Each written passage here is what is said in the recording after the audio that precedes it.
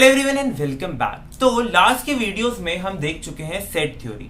Set theory हम discuss कर चुके हैं, उसके टाइप्स, उसके और भी जो हमने डिस्कस करी है, properties, laws, algebra etcetera etcetera. अब जो हमें डिस्कस करना है वो है, जैसा कि हमारी बात हुई थी, रिलेशंस एंड फंक्शंस। तो रिलेशंस एंड फंक्शंस में सबसे पहला पार्ट है हमारे पास रिलेशन। तो रिलेशन पढ़ने से पहले आपको क्या पता होना चाहिए? रिलेशन पढ़ने से पहले आपको पता होना चाहिए कि कार्टेशियन प्रोडक्ट क्या होता है। कार्टेशियन प्रोडक्ट क्या होता है? ये जितनी भी आपको टर्म्स दिखेगी, set theory, relation, function, Cartesian product, ये सारी टर्म्स आपको ना ही सिर्फ 11th, बाकी आगे अगर आप मैथ्स कहीं पर भी परस्यू करते हैं तो वहां पर आप कहीं ना कहीं इन टर्म्स से रूबरू जरूर होंगे। तो कार्टेशियन प्रोडक्ट के लिए हमें पता होना चाहिए ऑर्डर्ड पेयर। ठीक है, कार्टेशियन प्रोडक्ट के लिए हमें क्या पता होना चाहिए? Ordered pair. तो ऑर्डर्ड पेयर क्या होता है? सपोज आपके पास दो सेट हैं, ए और बी दो सेट हैं। ए का एलिमेंट है ए और बी का एलिमेंट है बी। ठीक है, अगर आप इनको एक पेयर के फॉर्म में लिख दें, ए कॉमा बी, और उस पे आप सर्कुलर ब्रैकेट लगा दें, तो ये जो पेयर है इसको हम बोलते हैं ऑर्डर्ड पेयर। अब इसको ऑर्डर्ड पेयर क्यों बोलते हैं? क्योंकि जो फर्स्ट एलिमेंट है वो फर्स्ट सेट को बिलोंग करता है और जो सेकंड एलिमेंट है वो सेकंड सेट को बिलोंग करता है। ठीक है, इसका ऑर्डर डिफाइंड है कि a comma b such that a belongs to A, b belongs to B. ठीक है, अब ये जो ऑर्डर्ड पेयर है ये आपको और कहां देखने को मिलेंगे? जैसा कि ये ऑर्डर्ड पेयर है, इसको आप देखेंगे कार्टेशियन प्लेन में। ये आपको कहां मिलेगा? कार्टेशियन प्लेन में। कार्टेशियन प्लेन क्या होता है? कार्टेशियन प्लेन होता है जो हमारा एक्स वाई प्लेन होता है, X Y, X dash, Y dash. ठीक है, यहां होता है 1 2 -1 -2 1 2 -1 -2। तो अगर आप a comma B, suppose a equal to 1 और b इक्वल टू 1 है, ठीक है, अगर आप इसको इस ग्राफ पर प्लॉट करने जाएंगे तो a क्या होगा? सपोज कैपिटल A मैंने माना x एक्सिस और कैपिटल B मैंने माना y एक्सिस। तो a क्या लेना है मुझे? x एक्सिस पर लेना है, और x एक्सिस पर कौन सा पॉइंट लेना है? 1। तो x एक्सिस पर 1।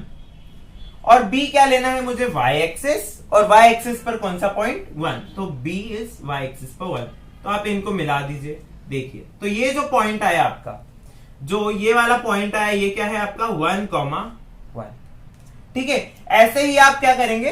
अलग अलग पेयर्स को बनाएंगे। जैसे a कॉमा बी क्या हो सकता है? 1,2 भी हो सकता है, 2,1 भी हो सकता है, और भी जितने भी आपके पास नंबर्स हैं वो कुछ भी हो सकता है। 3/2, 1/2 भी हो सकता है। ठीक है, a कॉमा बी क्या है? यहां पर कार्टेशियन प्लेन में क्या है? हम बात करेंगे रियल नंबर्स की। ठीक है, रियल नंबर्स यानी सारे नंबर्स जितने भी आपको पता है, कॉम्प्लेक्स नंबर को छोड़ के। कॉम्प्लेक्स यानी ऐसे नंबर्स जिसमें आयोटा आता है, ऐसे नंबर्स को छोड़ के जितने भी नंबर्स हमको पता है उनका हम ऑर्डर्ड पेयर बना सकते हैं। ऑर्डर्ड पेयर आप कॉम्प्लेक्स नंबर का भी बना सकते हैं, लेकिन वो हम यहां पर डिस्कस नहीं करेंगे। ठीक है, अब ऑर्डर्ड पेयर की कुछ प्रॉपर्टीज हैं। कुछ प्रॉपर्टीज क्या है? जैसे कि जो हमारा ऑर्डर्ड पेयर है, a comma B is not equal to b comma a, हमेशा ये होल्ड होएगा। क्या? कि a कॉमा बी कभी भी b कॉमा a के इक्वल नहीं होगा। कैसे? 1,2 इज नॉट इक्वल टू 2,1। अब आप इसको यहां पर प्लॉट करके देख लीजिए। क्या करूंगा मैं? मेरे को चाहिए x एक्सिस पर 1, y एक्सिस पर 2, x एक्सिस पर 1, y एक्सिस पर 2, यानी कि ये वाला पॉइंट, ये है मेरा 1,2। अब मुझे चाहिए x एक्सिस पर 2 और y एक्सिस पर 1, x एक्सिस पर 2, y एक्सिस पर 1। तो ये वाला पॉइंट, ये है आपका 2,1। तो क्या ये दोनों सेम पॉइंट है? नहीं। तो इसी वजह से ये प्रॉपर्टी होल्ड होती है कि a comma B is not equal to b comma a। ऐसे ही एक और प्रॉपर्टी है। एक और प्रॉपर्टी क्या है? अगर a comma B is equal to c comma d है, इसको बोलते हैं इक्वालिटी ऑफ ऑर्डर्ड पेयर। ठीक है, क्या बोलते हैं? Equality of ordered pair. Equality of ordered pair. तो अगर a comma B is equal to c comma d है, तो ये तभी होल्ड होगा जब a is equal to c हो और b is equal to d हो। ये कंडीशन तब होल्ड होगी जब a is equal to C हो और b is equal to D हो। यानी कि ऑर्डर्ड पेयर की इक्वालिटी में क्या होगा, अगर आपके पास दो ऑर्डर्ड पेयर हैं तो दोनों का फर्स्ट कोऑर्डिनेट भी इक्वल होगा और दोनों का सेकंड कोऑर्डिनेट भी आपस में इक्वल होंगे। ठीक है, अब हम देख लेते हैं कि कार्टेशियन प्रोडक्ट की डेफिनेशन क्या है। तो अब हमें देखना है कार्टेशियन प्रोडक्ट क्या होता है। ठीक है, कार्टेशियन प्रोडक्ट क्या है, अगर आपके पास दो सेट हैं ए और बी और उसके कुछ एलिमेंट्स हैं, ए में भी कुछ एलिमेंट्स होंगे और बी में भी कुछ एलिमेंट्स होंगे। ठीक है, अब ए और बी क्या है, सेट्स हैं। तो आपको क्या पता होना चाहिए कि सेट्स को कैसे डिफाइन किया जाता है, सेट्स का रिप्रेजेंटेशन क्या है, उसके लिए आपको सेट थ्योरी देखना पड़ेगा। तो सेट थ्योरी भी देखें ताकि आपको रिलेशन फंक्शन अच्छे से समझ जाए। तो कार्टेशियन प्रोडक्ट क्या बोलता है, A cross B, Cartesian product को डिफाइन कैसे किया जाता है, उसको रिप्रेजेंट कैसे किया जाता है, दो सेट और उनके बीच में क्रॉस का साइन। इस क्रॉस के साइन को आप मल्टीप्लिकेशन के साइन से कंफ्यूज ना करें। ठीक है, मल्टीप्लिकेशन का साइन अलग होता है। मल्टीप्लिकेशन आप करते हैं नंबर्स के केस में और यहां हम पढ़ रहे हैं सेट थ्योरी के केस में, सेट थ्योरी रिलेशन फंक्शन के केस में। तो यहां पर ये क्या रिप्रेजेंट करता है, ये रिप्रेजेंट करता है दो सेट्स के बीच में कार्टेशियन प्रोडक्ट। ठीक है, A cross B is equal to a comma b such that A belongs to A, B belongs to B। यानी कि कार्टेशियन प्रोडक्ट की डेफिनेशन क्या बोलती है, अगर आपके पास एक ऑर्डर्ड पेयर है जो A क्रॉस B पर डिफाइंड है तो जो फर्स्ट एलिमेंट है वो A का होगा और जो सेकंड एलिमेंट है वो B का होगा। ऐसे हमें जो कार्टेशियन प्रोडक्ट के एलिमेंट्स है वो मिलेंगे। यानी कि कार्टेशियन प्रोडक्ट के एलिमेंट्स क्या होते हैं, कार्टेशियन प्रोडक्ट के एलिमेंट्स होते हैं ऑर्डर्ड पेयर्स। कार्टेशियन प्रोडक्ट के एलिमेंट्स क्या होते हैं, ऑर्डर्ड पेयर्स। ठीक है, तो कार्टेशियन प्रोडक्ट में इतना ही। अब देखते हैं हम कार्टेशियन प्रोडक्ट के कुछ एग्जांपल्स।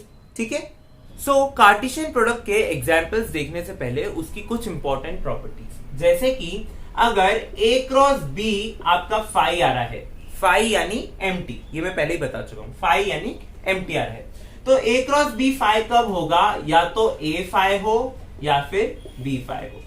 यानी कि या तो A एक एम्प्टी सेट हो या फिर B एक एम्प्टी सेट हो। उसके बाद एक और चीज क्या कि number of elements in a Cartesian product, यानी कि cardinality of Cartesian product. Cardinality of Cartesian product क्या होगी, Na इंटू Nb। ठीक है, अब देखिए ये जो मल्टीप्लाई का साइन है, ये जो क्रॉस का साइन है, ये है कार्टेशियन प्रोडक्ट का साइन, और ये जो डॉट का साइन है ये है मल्टीप्लीकेशन का साइन। तो N of A cross B, cardinality या फिर number of elements in Cartesian product of A cross B is equal to number of elements multiplied by number of elements of B। यानी कि दोनों के individual number of elements जो है उनका अगर आप मल्टीप्लाई करते हैं तो आपको क्या मिलता है कि अगर आप कार्टेशियन प्रोडक्ट कर रहे हैं तो उसमें कितने एलिमेंट्स आएंगे। ठीक है, अब जैसे सपोज करिए आपके पास एक एग्जाम्पल है, हम पहले ऑर्डर्ड पेयर के एग्जाम्पल सीखते हैं। एग्जाम्पल है आपके पास कि x, x plus y is equal to 1, 3। अब वो पूछ रहे हैं आपसे कि x और y की वैल्यू फाइंड करिए। ठीक है, तो आपको क्या करना पड़ेगा, यहां पर हम क्या यूज करेंगे, हम यूज करेंगे equality of ordered pairs. Equality of ordered pairs हमको क्या मिलेगा, x इज इक्वल टू 1, ये x चल जाएगा 1 पर, और x plus y is equal to 3। अब यहां से x की value 1 plus y is equal to 3, तो y इज इक्वल टू 2।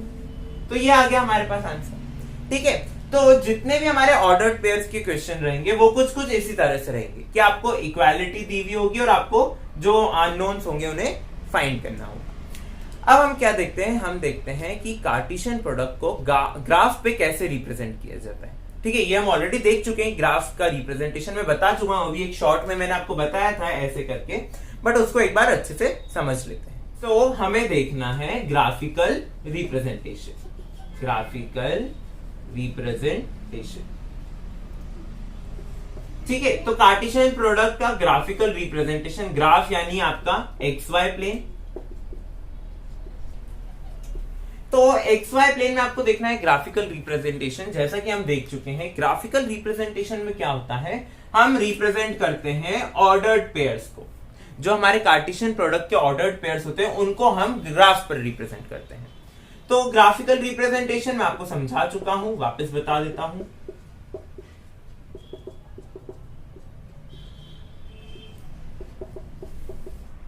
ठीक है। तो सपोज आपके पास ऑर्डर्ड पेयर डिफाइंड है, आपके पास सेट है दो ए और बी, और ordered pair A cross B defined है x comma y such that rule क्या डिफाइंड है, x is equal to y, ठीक है, x is equal to y आपका रूल डिफाइंड है। तो यानी कि आपको एक्स और वाई ऐसे एलिमेंट्स लेने हैं जो इक्वल हो और एक्स काय में बिलोंग करता हो ए में और वाई काय में बिलोंग करता हो बी में। और यहां पर हम क्या मान लेते हैं, ए है हमारी एक्स एक्सिस और बी है हमारी वाई एक्सिस। जब भी आपको कार्टेशियन प्रोडक्ट का ग्राफिकल रिप्रेजेंटेशन करना हो तो फर्स्ट सेट को आप कंसीडर करेंगे एक्स एक्सिस पर और सेकंड सेट को कंसीडर करेंगे वाई एक्सिस पर। तो ए क्रॉस बी यानी x comma y such that x is equal to y. अब मेरे पास ऐसे कौन कौन से पॉइंट्स हैं, जैसे कि 1 1 2 2 3 3, ऐसे आप आगे इधर जा सकते हैं, ऐसे आप इधर नीचे भी आ सकते हैं, -1 -1 -2 और -3 तो अगर आप इनको ज्वाइन कर दें तो देखिए आपको क्या मिल रहा है, एक स्ट्रेट लाइन मिल रही है, एक स्ट्रेट लाइन मिल रही है जो कहां से जा रही है, एक्स वाई प्लेन से जा रही है, जो ओरिजिन से भी पास हो रही है, यानी 0, 0 0 भी तो एक रियल नंबर होता है ना, तो x is equal to 0, y is equal to 0। तो ये हमें क्या मिला, कार्टेशियन प्रोडक्ट का ग्राफिकल रिप्रेजेंटेशन। तो इस वीडियो में हमने क्या क्या देखा, इस वीडियो में हमने देखा ऑर्डर्ड पेयर क्या होते हैं, कार्टेशियन प्रोडक्ट कैसे निकालते हैं, कार्टेशियन प्रोडक्ट का रिप्रेजेंटेशन कैसे करते हैं, और हमने देखा ऑर्डर्ड पेयर के कुछ एग्जांपल्स।